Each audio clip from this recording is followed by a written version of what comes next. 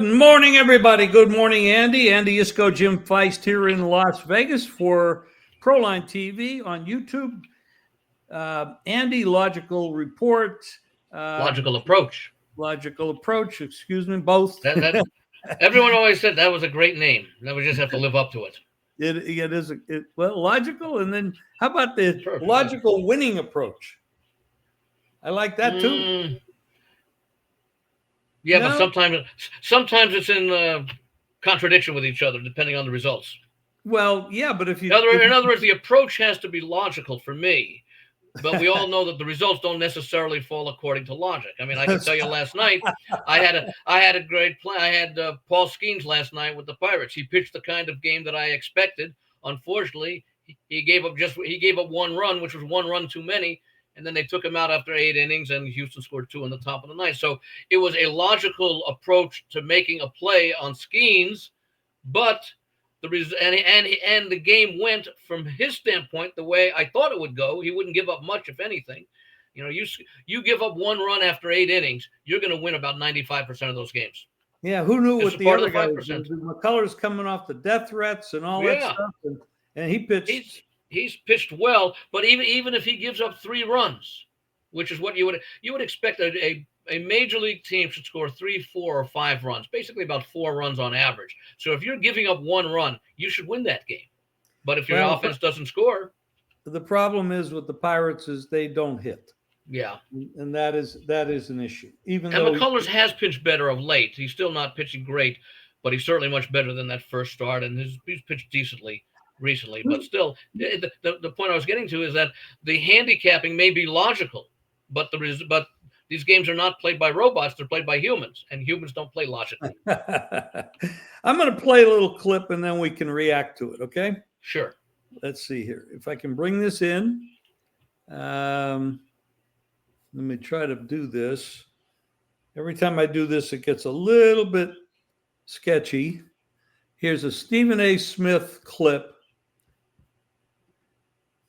And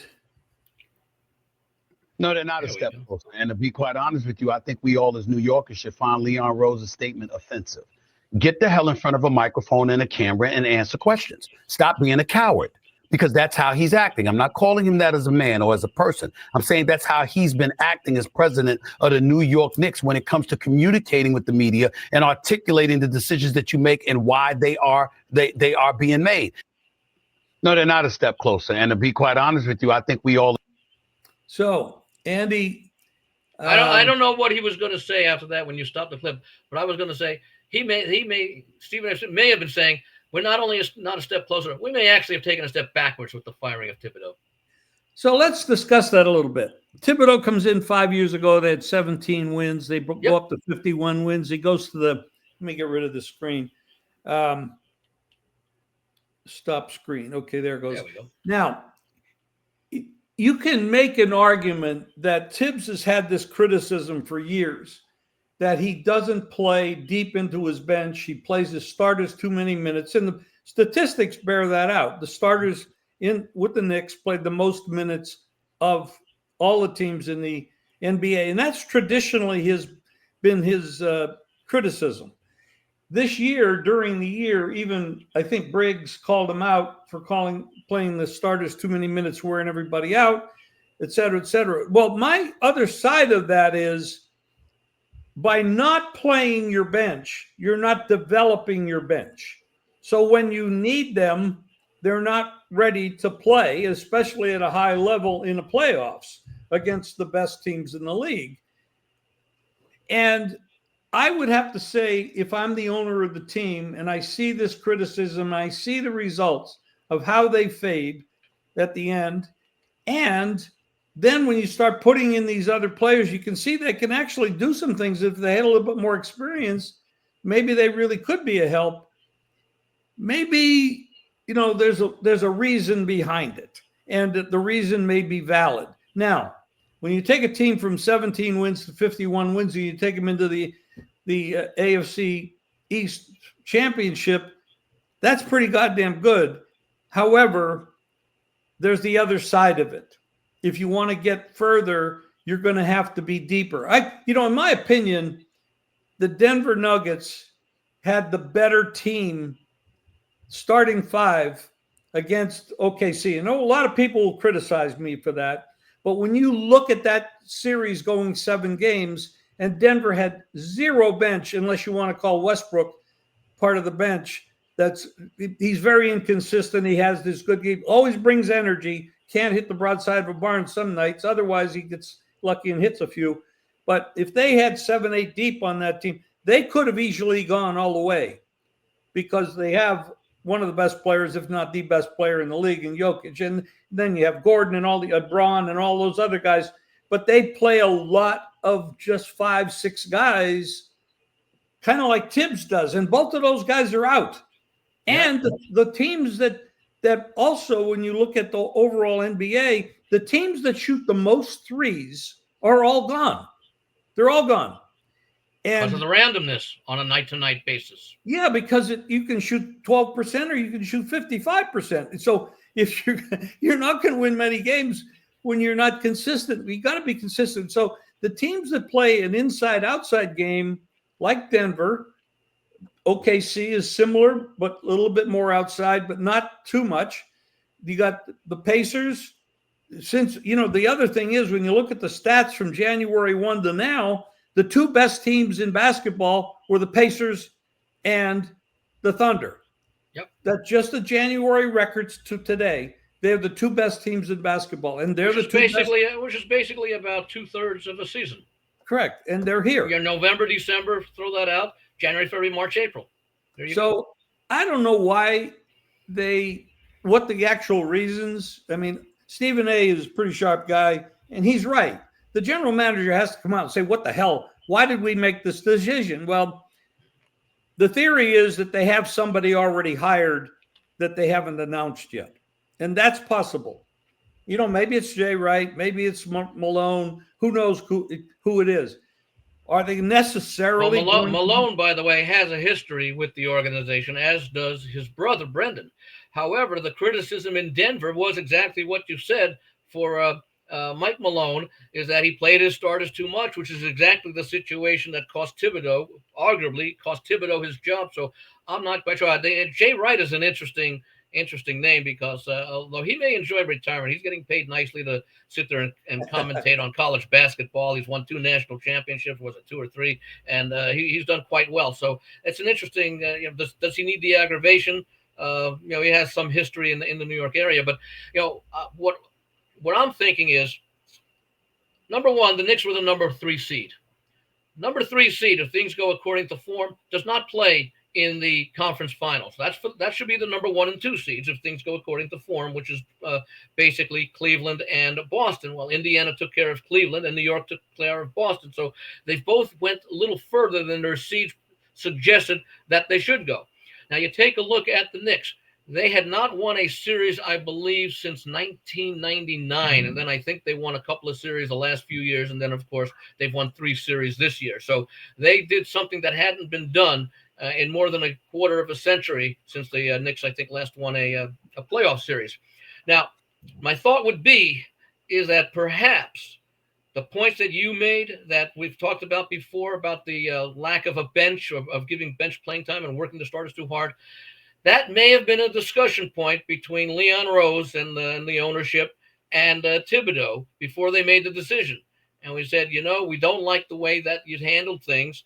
And, if we're thinking about how we want to go, we'd like you to stay because you've obviously made progress with the program, going from 17 wins and no playoff experience for years into a team that won 51 games and was seeded number 3 in the East and made it to the Eastern Conference Finals and went 6 games against a team that eliminated you last year and had also gone to the Eastern Conference Finals. We want you to make a change, and we want you to give more playing time to your reserves so that they are ready to play in the big moments in the postseason, and that your starters are not worn down by the time you get to the postseason. And so we need you to make a commitment to do that.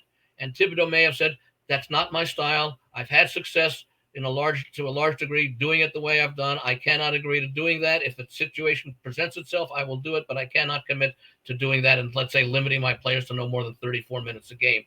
And that may have been the decision. I don't know if that's true, but I could see that being a justification for the Knicks making a change. Otherwise, I find it hard to justify. What more can you expect the team to do that hadn't made the playoffs in a long time? Now they made them, 3 straight years, I believe. Certainly, yeah, I think it's 3 straight years, and made it to the Eastern Conference Finals. How much more improvement can you expect? Indiana paid its dues last year, losing to Boston in the Eastern Conference Finals. Maybe the Knicks are paying their dues this year, losing in the Eastern Conference Finals and taking that next step. That's been a logical progression in the NBA for many, many years. And we see it in a lot of sports where sometimes you pay your dues, you get the experience of being in the postseason. You have minimal success that first time, but you build upon it. And that's basically the step that the Knicks were taking. So it may have been some conflict between management and Thibodeau as far as what they expected of him going forward. Just a thought. I think your points are extremely valid. I mean, they are, if the general manager, the owner, want it one way and you're an employee and you refuse to do it, that would be a reason to terminate him. I don't know. We don't know that happened, but it has been a criticism. That's the only exclamation I can. Yeah, there are 30 teams in the NBA. Okay, 26 of them would have liked to have been in the position the Knicks were at the end of the season. Yes, and it's going to be very difficult for anybody that follows Thibodeau in this position to actually move forward and do any better, because I mean, you get that far. Even my dog agrees. Yeah. You can hear him. So it's going to be that's one story. There's another story. Oh, and by the way, in New York, if the Knicks get off to a bad start and they end up, let's say, having a 500 season next year, ownership is going to we'll never hear the end of it from the fans and the sports talk radio. They're already not hearing the end of it because the general manager, who is like Stephen A, is hiding behind a wall somewhere and not speaking. It has to come out to make some comments, and the fans are furious, and I don't blame them. But if I'm the owner and I say I want it done this way, and the coach says no, I'm not going to do it that way, then I'd let him go. But however, we don't know that happened, and there were players that have. And by the way, if that gets out that's exactly what happened, that could discourage the Knicks from getting the kind of coach that they should have. Because they'll say, "Oh, look, this guy. What more could Tom Thibodeau have done other than make the NBA Finals?" And he gets axed. Why would I want to take a job where the owner says you've got? In other words, what was it? The old Bill Parcells. It's sort of a takeoff on the old Bill Parcells quote in New England, where if you want me to cook the dinner, let me choose the groceries. Kind of along that line. Although the player doesn't really have, the coach doesn't really have the ability to get the players, maybe in conjunction with the general manager. But basically, it's let me coach the team that I coach. And look at the six. Despite the fact that you don't like what we did, and a lot of people may have complained, look where we got. That's the NBA. Tomorrow there is a big game. It's the first game of the finals. OKC is a 9.5, 10-point favorite. 230, 231, 232 is the total. You've got the two hottest teams in basketball from January 1 on. And they both got here, and they're doing amazing things. They play similar styles. They're both an up and down team. One is a better defensive club. That's OKC. The OKC comes out of the West, which is arguably the stronger of the conferences. But the Pacers have done some amazing things, and they have an edge at coach. In this respect, is Carlisle has already coached in the championships and won with Dallas several years ago. He's an excellent coach. He did a great job all the way bringing this team around. They're very deep. They're very quick. They got a lot of talent. The question is, do they match up against OKC, who does everything the Pacers do, but some say they do all of them or most of them better. And certainly on defense. Although Indiana's defense, I would rate Indiana's defense as maybe slightly above average. It's not terrible. Oh, no, it's not. A little bit better than that, and they played well again in big games. Neither one of these teams have anything in the metrics or analytical area that's terrible. They all do everything, well or great. And it should be interesting. It's interesting to see a total this high, but that tells you a lot about the pace. There's a lot of proposition plays in these games, and we want to talk about some of that. And we want to talk about the matchups and the home court. And, when you look at Indiana had a much easier time going through the East in these playoffs than Denver did when you throw in not Denver, but OKC did when you throw in the matchup against Denver. They had a tough time with Denver. They won 7 games. It was grueling. They did win. They got rid of Minnesota in a flash. Minnesota just not up to snuff, coaching-wise or player-wise, in their rotations and in their skill positions at every position. So they got rid of them easily. So what do we see about this game? I mean, the money has come in initially slightly on the dog, but then it bounced back. Yeah. So I've seen it gone down from 9.5 up to 10, back to 9. Now I've seen 9.5s again.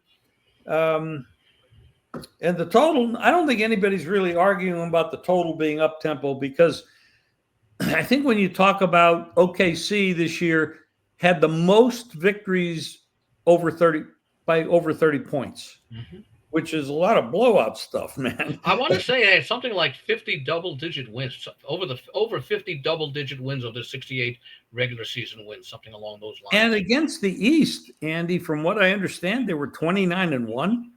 Yeah. Unbelievable. So something like that. I think the numbers in front of me there, but that would not surprise me when you only lose 14 games, and most of these games are going to be against the Western Conference. Anybody that goes to Oklahoma City to play is up against it with the way this team plays and the way they can just blow you out. The Pacers are going to be hard to blow out because they have a lot of talent, a lot of depth, and the question will be can the point guards, Halliburton, stay in the game, be effective, maintain the up-tempo. We saw him in Game 5 where he actually was walking the ball up the floor. In Game 6, he came back and played like he's supposed to, distributing the ball, getting the ball up and down the floor quickly. He's going to go up against another point guard that's pretty damn good, and SGA, and who's the most valuable player in the league. That is a matchup that's really going to be tough. And now the way they play defense, they're going to try to slow him down, Halliburton down, and cut off his passing lanes and stuff. And it's a tough matchup to beat this team. However, probably the best team in basketball to do that is either a deeper Denver team, which they don't have those players, so that's why they didn't do it, or this team that plays up-tempo with a lot of depth and good coaching. Yeah, and the last time they played, if I recall correctly, was at the end of March, and they played at Oklahoma City. OKC was in the middle of a lengthy winning streak. They did not have Holmgren back, who was still towards the time of his injury, or maybe he had come back. And he did not play in that last game, and I think it was like 132-111 that Oklahoma City won at home. So there's a 20-point win, 21-point win against the team that's going to face the NBA Finals. So they're going into this series with a great deal of confidence. But Indiana has a great deal of confidence as well to make it through the East. And of course, they did eliminate a couple of decent teams when they beat Milwaukee and then Cleveland before facing the Knicks. I still remember. I want to say it was the clinching game by OKC over Minnesota, where that Oklahoma City defense was absolutely relentless from the start of the game through the final buzzer when they ended up clinching it in that game. And that can be very difficult for Indiana. Again, we saw them play late in the season. I don't know how much stock you put into it. Both of those teams had made the playoffs. I think by that time, Oklahoma City had clinched the overall number 1 seed, because with March 29th, they only had 2 more weeks to play before the end of the regular season, but they still went out and played very well. My normal approach in the finals, if I've got 2 teams that I consider did not get there fluky. In other words, we know Oklahoma City was the better team throughout the year. No surprise that they got there. And I'm not so sure it was that much of a surprise that they struggled with Denver because of Denver's experience and then Jokic and all that, and they had just won a championship. Indiana, I can't say I was surprised because they nearly made it last year. So I think that Indiana is a deserving team and should be respected. Now the series price has OKC about minus 650, which to me seems way out of whack, but I'm guessing it has a lot to do with some future liability that they must have. This is the one chance, like in the Super Bowl, that the books have a chance to balance their books with just two teams. So if they have a lot of liability, I don't know how well they do with Oklahoma City, although OKC was a relatively short-priced team throughout the year. But as they got better and better, and when it was clear that they were going to be the dominant team in the West, if not the entire NBA, they would attract more and more money, even as the odds continue to go lower and lower. But 650, I think, 650 would be the price that I could see OKC favored by if they were playing, like the Detroit Pistons in the final, a team new to the playoffs that hadn't had a great deal of success at all in recent years. So my normal approach in a situation where I think that the underdog is a competitive team that can give a challenge, regardless of how good the favorite is, because the favorite is just looking to win the game. Okay. I normally like to take the underdog, and I'm going to wait and see how high this game goes. I'll be happy with 9.5, may buy it to 10, but I will look for Indiana to be competitive in at least one of these first two games. Wouldn't be shocked by the outright upset because they are a good team. They do have some good personnel coming off the bench. That's the way that I look to play these kind of series. And then normally my approach is if I cashed the ticket in game one with Indiana, I probably sit out game two because I'm not going to want to lay the big price with OKC, although it would be a spot where you could certainly expect and understand that OKC, if they're down 0-1 in the series, as opposed to just winning but not covering in game one, that they would be hell-bent on saying, we're going to protect our home court advantage. We're not going to, we've already given up the home court advantage if they lose game one. So that might be a reason if Indiana pulls the upset in game one, which I don't expect them to do, that I would be on OKC in game two. So I probably end up passing that. That's the way that I'm approaching the first two games of this series. If I was going to say to you, we pretty much give OKC the they're going to win the championship at some point, 5, 6, 7 games, maybe 4 if they could sweep. Yeah. I don't believe that will happen, but I'm just talking. If you were going to pick a number, 5-1, 4-2, 4-3, what number would you pick for OKC to win this? I'd say in 5. Okay, they would win it at home. I would say they would win the first two games at home.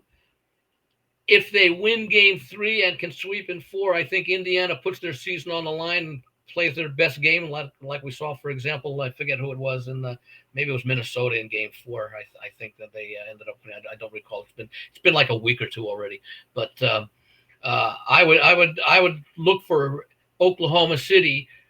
It was kind of like what was it? The Knicks in Boston, I think, where the Knicks were up 3-1. Boston won game 5 at home to go 3-2 down 3-2.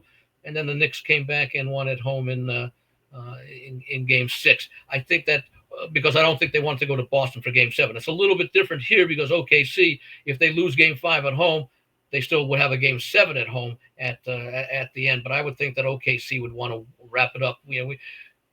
These guys are waiting for their seasons to end. They're not looking forward to playing another game. It's one thing to have a series end and you're playing another series. This is the end of the line. I would think OKC, if they don't sweep, I think they win it at back home in game 5.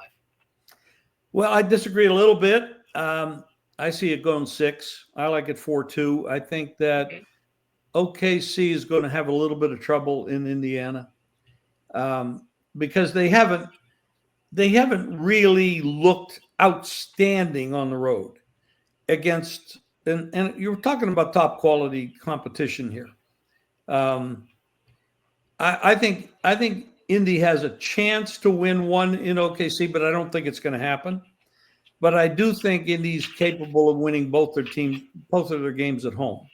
And if it gets to that point, then you go back to 5, it goes 3-2, and then if a third try at Indy might be the end of it. So I'm thinking 4-2.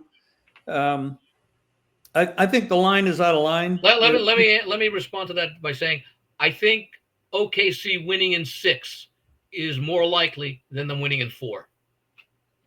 I'll agree with you there. If they don't win in 5, I agree with say that. 6. I do think the coaching issue does come into play. Carlisle is a very good coach, and Thibodeau was a stubborn coach. Yeah, I think when you go back over the track record of his 12 years in the league, he is a stubborn coach. He refuses to bend to any criticism. Even some of his players have spoken out against him, although Brunson supported him to stay. But, that could be trying to be politically correct as well. I don't want to go back into that because that's done. But, they did run an offense that was Brunson ball dominated. Yeah. So a lot of the players would watch him dribble the ball 35 times before anything happened. We saw that with Minnesota in that game where they were standing around waiting for Anthony Edwards to do something, and that allowed the defense. That's one of the criticisms I had of Minnesota is they stood around too much and they weren't moving around on offense. They were letting the defense get set and not have to move and conserving their energy for when they had to make the hard defensive plays. Sometimes that happens when the point guard's not going to give you the ball. Yeah, that could happen. In any case, that's done. Thibodeau moving on. He'll probably get another job very soon somewhere. Whether he wants to or not, I'm sure he has plenty of money. There's a rumor going around, or a thought going around, that Jeff Van Gundy may return to the Knicks, where he had some great success with them in the 90s. And when Van Gundy left the Knicks, he went to Houston, and Thibodeau was on his staff at Houston. So I don't know if that would indicate anything. It's just sort of an ironic twist that could be thrown into what is very much of a dysfunctional situation with the Knicks right now. I have a feeling the situation has already been decided. They just haven't announced it. But in any case, back to this, I see it going 6. I like Indy having a chance. Obviously, I think the price is too high for the series, and I think the price is too high for the game. I do think. By the way, if you do like OKC, root for Indiana to win Game 1, because then the price will drop on OKC. They'll still be favored, but not minus 650. Yeah, winning a game at OKC is difficult because those buggers that have not lost much at home. Yeah. They're difficult, but the Indy stuff. Anyway, anything in the WNBA is not playing today. They played last night. We did see the Fever finally figured out how to play without Caitlin, and they did sign some players based on, I don't know, they have a name for it. Anyway, they brought in a couple players, and that made a little bit of a difference. And in the end, it was a close game, but in the end, they did win by 9, covered the spread. They will pick up again, I think, Thursday night playing. Yes. We'll cover a little bit of that when we do our money management, bankroll management show. And propositions. We talked about this before. Older style handicappers, guys that have been around a long time, 50, 60 years, 40 years, haven't seen a lot of prop action. But the current group of sports bettors love props. And I respect that. They're moving on. They have ways of analyzing these teams. Like, for example, a lot of people I see are betting Dork over rebounds in this game on Thursday. I'm seeing Siakam over his point total. If we're looking at a high-scoring game at 230 is a big number, you're going to see some action. You're going to see a lot of stuff like that. You're going to probably see SGA with more turnovers, not turnovers, but positive turnovers, getting more to what I'm missing the name word. But forced turnovers. Pardon me? Forcing turnovers. Yeah. Stealings, yes. And then the question is the matchups and who against who, and because Siakam is hard to stop, but if you're playing Hartenstein and you're playing the other big guy, you got some big depth down, big height down there at the end. They don't usually play them together, but there's going to be a lot of matchup issues, and you're going to see what the coaches do. So a lot of prop betting for this is kind of like a Super Bowl. There's a million props. I was going to mention that that Super Bowl prop betting began, I want to say, probably. Well, we all go back to the William Refrigerator proposition with the Bears and the Patriots and all that, where Mike Ditka made what he said was the worst decision of his career, which is not let Walter Payton score a touchdown when they put up 46 points in that game. But propositions really came into business here in Vegas in the mid 1990s at the Imperial Palace with Kirk Brooks and Jay Kornegay, and it's grown ever since then. And for many years, that was the only game where you had prop wagering. In the last 10 years or so, even here in Vegas, they started putting props up on the 2 conference championship games. And then they added it to Thursday night football and Monday night football. And some places in the last few years here in Vegas now have at least some props up on every NFL game. So it's really become popular. And obviously with the explosion of offshore wagering and the legalization around the country, that's become a big business.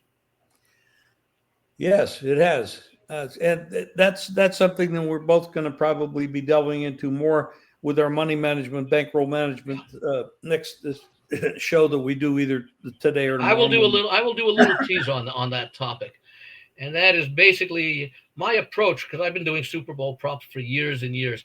I often look for props that have absolutely no or very, very little connection to who I think will win the game. In other words, props that are likely to occur regardless of whether the team is on, whether that prop favors the winning side or the losing side. That basically is, is like, for example, total team or total number of punts in a game or something like that, that may have nothing to do with who I think is going to win, but how I think the game is going to be played. So, for example, if you got 2 really good defensive teams in a Super Bowl, I might look. Now, it's going to be priced that way, but I would like to look under, over a number of punts prop, because these teams will be able to make stops. So, and that could even be in one-sided games where you don't have an opinion. And I think that has carried over to a lesser extent in say basketball, because a lot of the props, a majority of the props, are player props rather than team props, which you have in the Super Bowl. Since we're talking about this, I'm going to give out one free prop, so that I'm going to say Siakam for the Pacers to go over his 19.5 points. I'm looking for a high tempo game, and I don't think there's going to be a lot of defense in certain spots, especially if it gets out of hand. And usually you'll have these teams go on a 10 or 12 point run. We see it all the time. They get hot for five minutes, 3 minutes, and just pop in 10, 12, 14 points, unanswered. And you'll see a lot of that both ways, I believe, in a series like this. So that's one free play. Baseball does not inspire me today. There's nothing really astronomical. We've had Minnesota on a winning streak that was really tremendous. We had Skeens pitch a great game yesterday, as Andy talked about, only to lose because he didn't get support. And of course, that happens a lot when you're betting pitchers. That's why a lot of people bet first fives. And the Yankees are now in trouble with Luke Weaver, their closer, who had been pitching very, very well, now out for a minimum of 2 to 4 weeks, it appears, after an injury. And it showed up last night as the Yankees had the run line covered going to the top of the 9th inning, 3-1, and the final score was 3-2. And we've seen a lot of strange results in late. A lot of teams have had trouble closing games out this year. Well, that's why you bet first fives. You just got to stay away from it, because you can't depend on the bullpens. The Yankees did not enjoy their little set 2 with the Dodgers. The Dodgers handled them pretty well, and to say the least.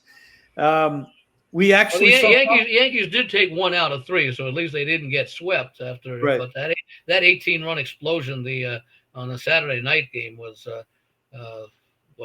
something to behold. I guess you could even look at that. Andy, we saw a miracle of miracles. The Colorado Rockies actually won a game. Not only that, they have now won their first series of the year, because they won the first 2 games of a 3-game series. So I think. I don't know when high schools end classes in Colorado. I know they're over here in Vegas, but if they were having classes today, there'd be a day off to celebrate. There is an issue that we will talk about more on the money management thing. It's called there's a law that was passed in Illinois, and I believe it'll be signed probably today, where I don't know if you call it a tax or a tariff. I mean, the word tariff is very popular right now, Yeah. but it could be a tariff because I'm not sure if it's a tax or a tariff. But from what I read, It has the same effect. Yeah, well, sort of. Yeah, it does. Yeah. The first 20,000 bets that are made, and correct me if I'm wrong, but I think it's first 20,000 bets in the state of Illinois with the sports book there's going to be a charge of 25 cents. Now, the sports book is going to be charged that by the state. Okay, so the player is up on the side right now. After 20,000 bets, it goes to 50 cents on every bet thereafter. Now, the book is going to have to pay that, which is obviously going to cut in whatever profits they make or increase their losses if they're losing money. This is obviously going to have to be passed on to the consumer, just like the tariffs are. Now, the effect of this, and I'm gonna run a little clip here. Let me put this back on here. I'm not real good at this, but bear with me. You see, I'm not sure exactly also how the structure is, because I know, like, for example, in states like New York, sports books have to be licensed, and they pay a license fee each year to the state, but they also pay taxes, based upon revenues. According to Fezzik, they pay 25% taxes. So this is an overreach. Let me play this clip. Well, this is just an additional thing that they don't call a tax because it's not based, I guess, on a percentage. It's a flat amount, X cents per wager. It's basically a tax. Now, doesn't the sports book? Well, in Nevada, there is a tax on each bet made, isn't it? Was it like 0.1% or something like that the books absorb? But at the same time, you could say they pass it off to the consumer in making you lay minus 110, perhaps instead of minus 109 or 108. It's just the way that it's presented, but it has the same effect because the 108, 110 is an arbitrary number that just has been around for years. But in effect, if the state eliminated that wagering tax, you might be able to see it lowered because that's one less tax, one less expense that the sportsbook would have. Okay, this is Derek Stevens, who owns Circa, and I'm going to play this. Just a short clip. And around. And no, I mean, anybody that says this is not gambling, it's crazy. It's absolutely gambling, and they're superseding, some states that don't want gambling, like Utah, states that just voted it down, like California, like Hawaii. It's crazy what Kelsey's doing. So to say that this is not sports gambling is ludicrous. It's like going outside right now and say it's not raining. It's raining outside. It's absolutely raining outside. Everybody knows it's raining outside. This is just an end around. Now, I would say the one thing about Kelsey, though, I think as shrewd as they've been, I question the reality and the longevity of this because there's too much money being lost. Like, as an example, okay, why would Circus Sports continue to be a licensed operator? I pay the state of Illinois $5 million a year. We pay $5 million for a skin. We pay 0.25% handle tax, federal excise tax. We pay a fee to every league for league data. Why would we do that? We'll just become an exchange. I'll cut the splits down to minus 103, minus 102 on the other side. Not pay anybody. That means all the states get cut out of everything. All the federal excise tax goes away. I mean, I'm going to stand up for our guys at FanDuel over here. Amy House paying $100 million for problem gambling. And why should FanDuel have to pay that? I mean, these other guys aren't paying anything. They're paying nothing. It's an unbelievable end around. And I also think at the end of the day, the leagues are getting their share. I mean, the leagues are all kind of waiting back to have somebody else throw a knockout punch here. But the knockout punch, in my opinion, it's coming. Well, so they're passed in Nevada, which it's almost like impossible to get some things passed by the Nevada Gaming Commission. What's passed in Nevada? I read in the story today. It's good here. No. Kelsey's really not good anywhere. Well, that's They're okay. over 50. Actually, they're just an end around, and no one's been able to beat them. But no, it's like truly, it's like the weatherman saying it's sunny out. No, it's raining. Somebody's going to win. Well, what's the knockout punch? Who's It's going to coming. deliver it? It's above my pay grade, man. Okay. But the knockout punch has to be coming. There's way too much money that's being left on the sidelines by allowing an end around to work. I mean, are you going to supersede 60 years of the sports gaming industry and just say to hell with it? It doesn't make sense to me. I mean, if you're worried about problem gambling with Kelsey, forget about it. You're worried about offshore, forget about it. You worry about money laundering, forget about it.